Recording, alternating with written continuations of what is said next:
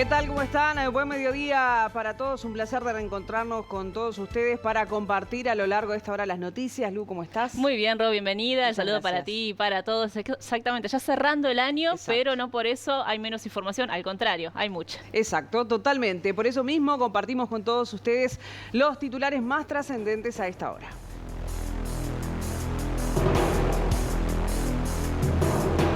Se confirmaron 3 nuevos casos de sarampión en Río Negro y el Ministerio de Salud Pública desplegó su equipo para contener el brote. La cumbre del Mercosur dejó sus polémicas tras la no firma del acuerdo con la Unión Europea y una moción sobre la situación de Venezuela que Uruguay no suscribió. Los guardavidas de Montevideo se encuentran en conflicto y hoy no hay servicio en ninguna de las playas de la capital. A 7 meses de la compra de la estancia de María Dolores, ¿cómo está funcionando hoy y cuáles son sus objetivos para el 2026? Informe especial.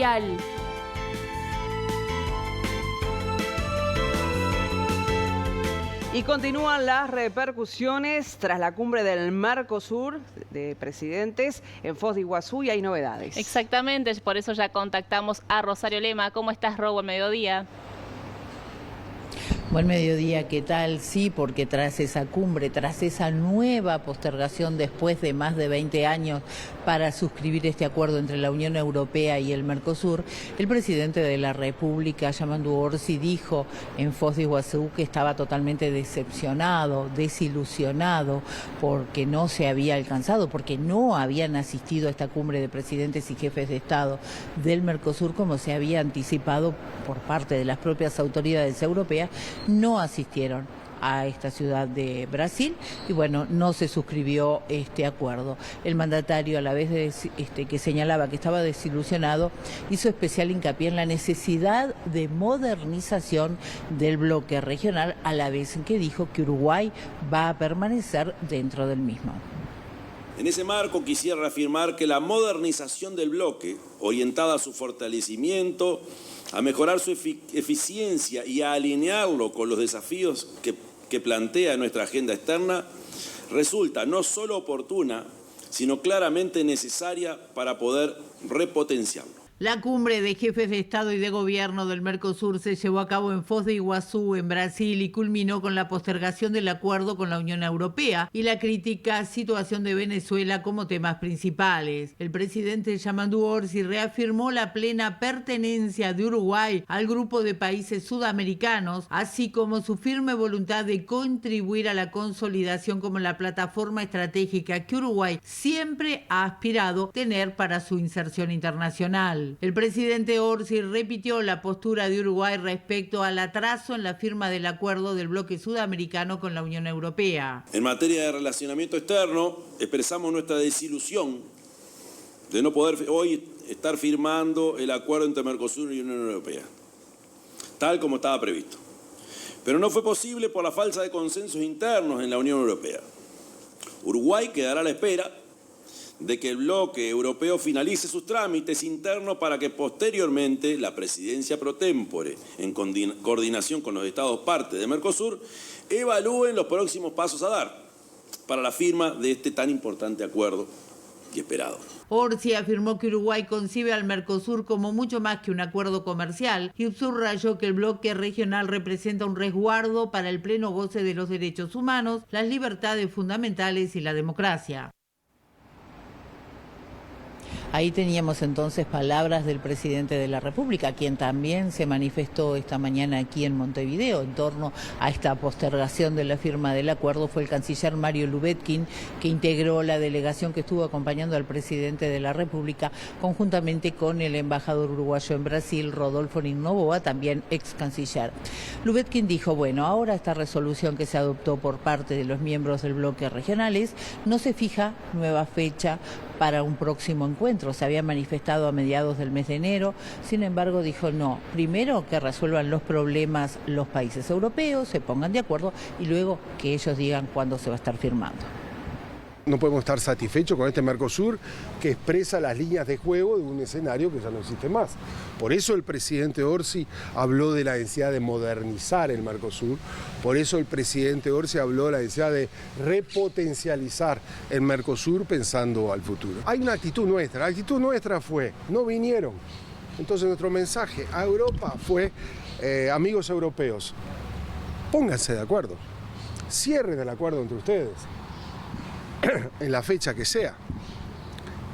Infórmenos ahora a la presidencia paraguaya y después fijamos cuándo lo hacemos. Pero primero pónganse de acuerdo ustedes. Lo que no va a existir más es que fijemos una fecha y que movamos la cumbre del Mercosur de inicio de mes para el 20 de diciembre, para que era la fecha que ellos podían venir y no vinieron. Por lo tanto, no va a haber una segunda fecha hasta tanto ellos no tengan la lapicera lista para firmar. Es el sentido común. Una vez que se tenga, entre las autoridades de la Unión Europea y las autoridades del Mercosur, que hoy están representadas por los paraguayos, se fijará la fecha y firmaremos el acuerdo. Bueno, ahí teníamos entonces palabras del canciller de la República, Mario Lubetkin, quien hacía referencia a la lapicera para firmar ese acuerdo. Recordemos que el pasado viernes, cuando el canciller viajaba rumbo a Foz de Iguazú, dijo que ya tenía Uruguay la lapicera pronta para ir a firmar, a suscribir este acuerdo tan postergado con la Unión Europea, en la que también decía, bueno, que esperaba que este fuera el regalo de Navidad para los países, tanto del bloque regional como de Europa, cosa que a la postre no ocurrió. Pero también en esta cumbre de jefes de Estado del Mercosur se estuvieron analizando otros temas, no solo la posible suscripción de este acuerdo que naufragó, sino también se analizó, por ejemplo, la situación en Venezuela. En ese sentido, se firmó, impulsado por algunos países como la República Argentina, una fuerte declaración crítica hacia lo que es el gobierno de Venezuela encabezado por Nicolás Maduro. En este sentido, Uruguay no estuvo suscribiendo esta moción y el canciller de la República, Mario Lubetkin, explicó los motivos, entre ellos señalando que es imprescindible bajar las revoluciones en torno a esta situación que se está dando en el Caribe, este conflicto que se da por parte de Venezuela y Estados Unidos. En el caso nuestro es porque para nosotros, a la luz de la realidad que hay hoy, no basta solo decir, como dijo el presidente Orsi, lo dijo en la reunión, de que Venezuela no está en un escenario democrático y que hay que ayudar, si podemos, para que se vaya hacia ese escenario democrático. Pero hoy eso no se puede desconectar con los niveles de tensiones del Caribe. O sea, nosotros no podemos decir viva la democracia en Venezuela y después entender que se nos incendia la región por un movimiento A, B o C. Para nosotros tiene que ser en su contexto. Por eso el discurso del presidente Orsi tiene dos frases. La primera es sobre el escenario de que nosotros queremos que vuelva la democracia a Venezuela y el segundo es, ojo cómo se desarrolla la situación para que no se incendie América Latina. Hay que bajar las tensiones, es responsabilidad también de los latinoamericanos y caribeños de que algo que es un valor absoluto que tenemos actualmente y que todos somos conscientes, que esta es la única región en paz. América Latina y el Caribe es la única región que no tiene conflictos armados, se mantenga, que sea una región en paz y desnuclearizada. Hay riesgos. Lo que tenemos que evitar es que sea eso, porque no hay marcha atrás. Si llegamos a eso, no hay marcha atrás. Por lo tanto, lo que nosotros estamos diciendo es lo que vamos a repetir. Hay que bajar las tensiones en el Caribe y hay que trabajar para bajar las tensiones en el Caribe. Bien, avanzamos con otros temas porque los guardavidas de Montevideo se declararon en conflicto y por eso peligra el servicio en las playas de aquí de la capital. Y para obtener más información ya nos ponemos en contacto en esta oportunidad con Roberto Riolfo. Buen mediodía, Robert, ¿cómo estás? Bienvenida, Rosario, ¿cómo te va? Espero que hayan estado lindas esas vacaciones. Gracias. ¿Qué tal, Lucía? Buenas tardes para ustedes. Y nosotros nos encontramos justamente en la puerta del Ministerio de Trabajo y Seguridad Social. Aquí se está desarrollando una manifestación. Como bien decía Lucía, hay paro de guardavidas durante todo el día. O sea que para aquellas personas que bajan en la playa, tener las precauciones del caso. Pero en realidad también es un paro de adeón, porque estamos en las 13:10. En 20 minutos comienza aquí en el Ministerio de Trabajo y Seguridad Social la reunión tripartita entre los trabajadores, la Intendencia y el Ministerio. Porque bueno, en el presupuesto de la Intendencia figuran 8.000 personas presupuestadas, cuando en realidad en la administración COSE había 8.600. Esta administración recortó, según dicen desde ADIOM, pero más que nada lo que hablan es de precarización laboral, hablan de que hay muchos trabajadores que no van a estar en planilla presupuestados y que si bien van a tienen un vínculo directo con la Intendencia, los hacen facturar. A eso, por supuesto, se le denomina precarización laboral. Pero a eso se suma también, y como lo ven ustedes en imágenes de Darío Gómez, todo lo que ven están de rojo justamente. Ahí vemos peligra el servicio de guardavidas, dicen las pancartas, y las banderas en rojo son las banderas que uno ve cuando va a las playas que dice peligro, no se puede bañar. Bueno, esas son las banderas con las que portan los guardavidas, porque reclaman unas cuantas cosas, y para eso hemos dialogado más temprano con Silvia Tejera, que es la secretaria general de ADIOM. La escuchamos a ella para entender un poquito más de qué se trata entonces la protesta de los guardavidas. Fue una resolución que tomó el Consejo Ejecutivo de ADIOM por la dilatación que venía dando la Administración en la concreción de los ámbitos de cara a la negociación de nuestro convenio colectivo. Nosotros en la actualidad estamos en preconflicto. Sí, los compañeros del sector de guardavidas el viernes en su asamblea sectorial se declararon en conflicto porque, bueno, lamentablemente una vez más bajamos a la playa el 15 de noviembre con un faltante importante de los implementos que se necesitan para llevarla adelante la tarea y con el faltante de personal. Como decimos siempre, parece que la gente se olvida o la Administración se olvida que cada 15 de noviembre desde hace 90 años el servicio de guardavidas está en la playa. ¿Qué va a pasar entonces? ¿Va a haber guardavidas o ya no hay? No, hoy en el día de hoy no. Los compañeros guardavidas es históricamente cuando hay un paro de ADIOM paran 24 horas para no generar confusión que hay guardia en determinada hora. Entonces, bueno, de 8 a 8 ellos están de paro. Hay que ver cómo se da hoy la tripartita y después evaluar algunas respuestas que nos tiene que dar la Administración, en concreto por el sector de guardavidas. Ellos van a estar teniendo el próximo 26 una nueva asamblea y verán a ver cómo siguen adelante, si se intensifican las medidas o bueno, se levanta. Bien, se presupone más o menos que la reunión, la tripartita puede durar 1 hora y media, 2, estamos hablando entre las 15 y las 15:30 horas. Allí se va a saber si en el día de mañana va a haber guardavidas o no, o tal vez si se complica, por supuesto, no va a haber guardavidas hasta que se encuentre una solución. Por supuesto, el Río de la Plata no es tan manso como parece, hay que cuidarse mucho en las playas que van desde el Cerro hasta Carrasco, en todas, porque no va a haber guardavidas, hay que tenerlo muy claro, y también no solamente el riesgo con el agua, sino que algunas zonas que no se pueden bañar. Bueno, por suerte no hay cianobacterias, pero bueno, cuidémonos porque guardavidas no va a haber hasta que en la tarde hoy termine esta tripartita y tengamos novedades. Adelante, compañeras, allí en estudios.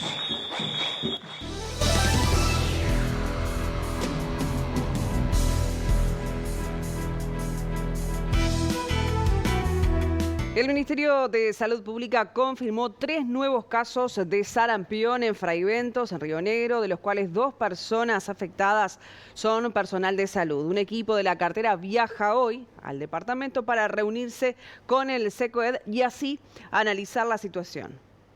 Este domingo se confirmaron 3 nuevos casos de sarampión en el departamento de Río Negro, lo que eleva a 11 contagios confirmados y a 10 los casos sospechosos que se encuentran bajo seguimiento sanitario. Según informó la cartera, 2 de los nuevos casos corresponden a integrantes del personal de la salud, mientras que el tercero es un ciudadano de Fraiventos. Ante esta situación, el MSP activó un conjunto de medidas para contener la propagación del virus y reforzar el control en la zona. Entre las acciones en curso se encuentran la identificación y seguimiento de los contactos familiares, sociales y laborales de los casos confirmados y sospechosos, así como la aplicación de bloqueos sanitarios que incluyen vacunación e aislamiento preventivo de las personas susceptibles. El MSP también señaló que se mantiene una coordinación permanente con el SECOED de Río Negro, la Dirección Departamental de Salud y las distintas instituciones sanitarias del territorio. En este sentido, un equipo de la cartera viajará hoy al departamento para seguir de cerca la situación y evaluar posibles medidas. Y debido a esta situación, el Ministerio de Salud Pública desplegó a 20 epidemiólogos en Fraiventos que van a recorrer casa por casa esa ciudad. La iniciativa apunta a detectar más casos sospechosos y exhortan a la vacunación. Estamos junto con gran parte del Servicio de Epidemiología del Ministerio de Salud Pública y con todos los prestadores locales, trabajando sobre todo, buscando activamente personas que puedan tener sintomatología, pero sobre todo buscando o informando a aquellas personas que pueden ser catalogadas como contactos. Y en ellas lo que tenemos que definir es si se encuentran o no correctamente vacunadas, inmunizadas. ¿Para qué? Para definir el riesgo probable de infección o no. Directora, ¿cuál es la situación al día de hoy en Río Negro? ¿Cuántos casos positivos tenemos, sumados a lo de San Javier, aquí en Fraiventos? En total, en el departamento tenemos 11 casos confirmados. Existen algunos otros casos de personas sospechosas, es decir, que pueden tener sintomatología como fiebre u otros síntomas que pueden vincularse, sobre todo en el contexto de la situación que estamos más prestando atención a esa sintomatología. Pero hoy tenemos confirmados 11 casos. Cuando uno visualiza dice, bueno, pero son poquitos casos, pero es una infección muy transmisible, por eso estamos tan en alerta y en cuidado para evitar justamente la diseminación de la enfermedad. ¿Cómo lo podemos evitar?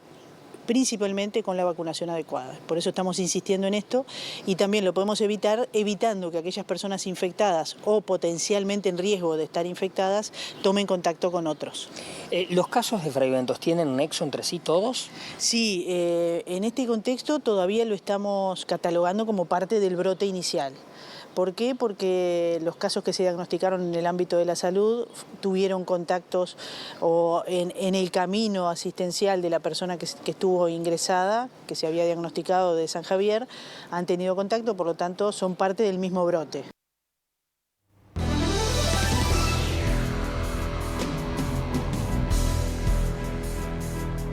Hoy comenzó la lectura de la sentencia para los 9 militares retirados imputados por el secuestro y tortura de 30 residentes de la localidad de San Javier, entre ellos el médico Vladimir Roslik, entre los años 1980 y 1984.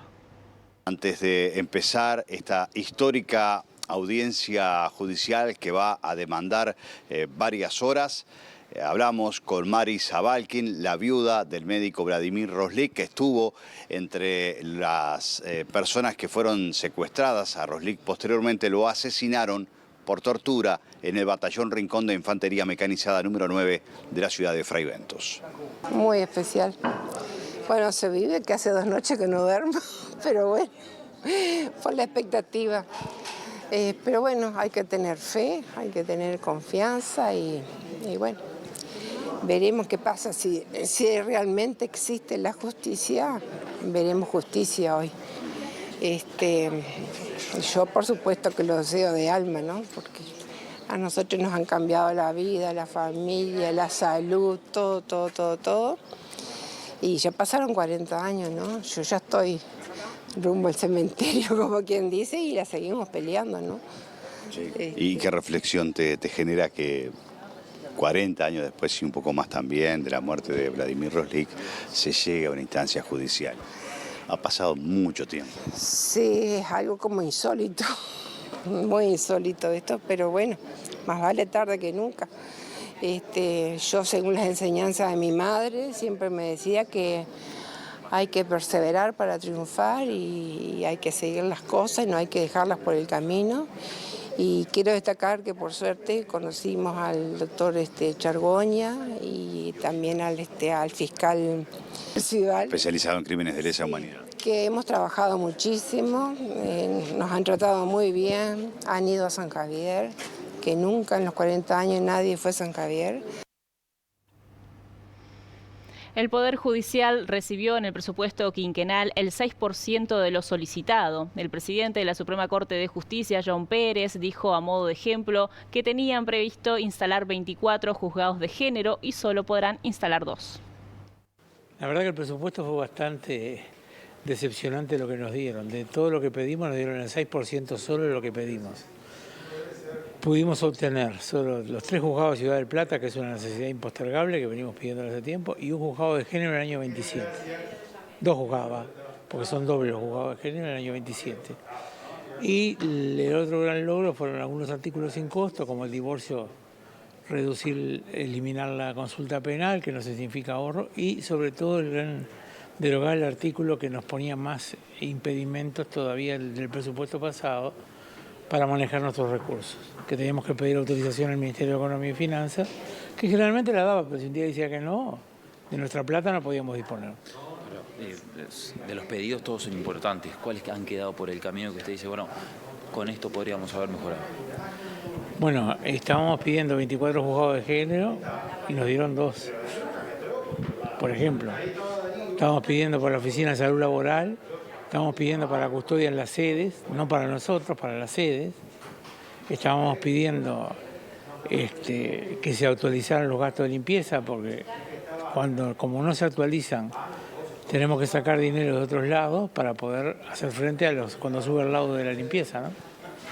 Y, por ejemplo, también para la salud de los funcionarios, servicio de asistencia móvil, por si a alguien le pasa algo en los juzgados, sea funcionario, sea testigo, nada de eso salió. Nunca le dan a la justicia nada, pero se basan para conseguir inversiones, para conseguir préstamos en el exterior a bajos recursos, a bajo precio, a bajo interés, y cuando llega el momento no se le dan los recursos. No sé, la verdad, no sé, pero el sistema político prefiere en otras cosas que poner en la justicia. No se están dando cuenta que la justicia trasvasa todo el país, opera en el desarrollo, opera en la seguridad, opera en todos lados. Tras la pausa compartiremos un informe especial de Martín Rivero con la actualización de lo que fue la compra de la estancia María Dolores en Florida. Enseguida volvemos.